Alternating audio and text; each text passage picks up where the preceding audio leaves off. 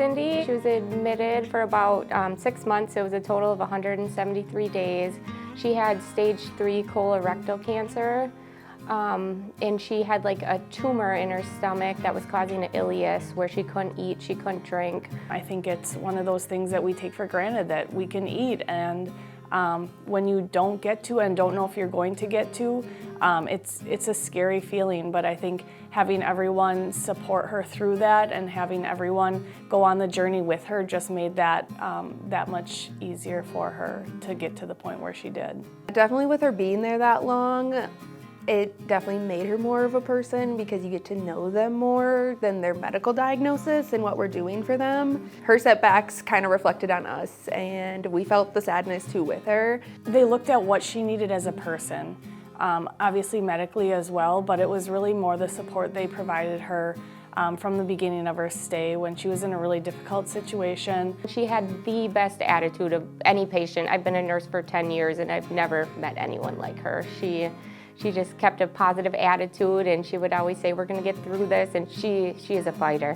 They cared for her like she was their friend, their family members, so she felt like she was in a place of comfort and a place of people that knew her and wanted the best for her. She was not only our patient, we all became her friend, and it was so cute. Some of the CNAs, I know she would always say she looked at them like they were like her daughters, and we just became so close to her, her family, her friends. You look at it as if you were in the hospital, if your family was in the hospital, who better would you want caring for patients than this care team?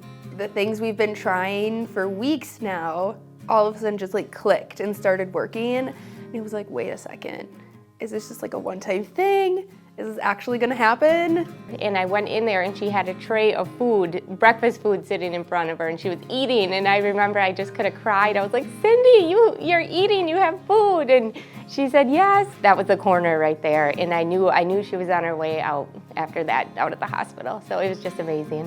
One of our nurses ended up getting a bunch of flowers, and we all came in and had a send-off for her. And just seeing her emotions and how she responded and how thankful she was to all of us too was definitely like one of the best parts of seeing her conclude her journey with us for that point. There was more people at the front of the hospital waiting for her to leave, and we all clapped, and it was the best. In her family, everybody was crying, teary-eyed. It was so sweet just to see her go home. And they were just so emotionally involved, and I think that's what Cindy needed. If Cindy didn't have them, I don't know that she would have gotten through this. So I think it was important to highlight the good work that they did, and they do every day.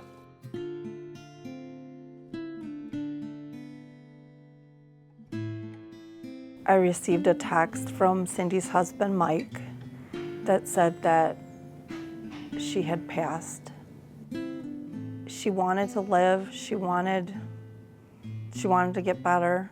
Cindy was a really warm-hearted person, easy to get along with, so easy to talk to. We became friends. So even when I wasn't working, we would shoot each other texts, and it was just, there was a love that grew. She is definitely one of those patients that will always have a spot in my heart. She has touched all of our hearts, and I will never forget Cindy.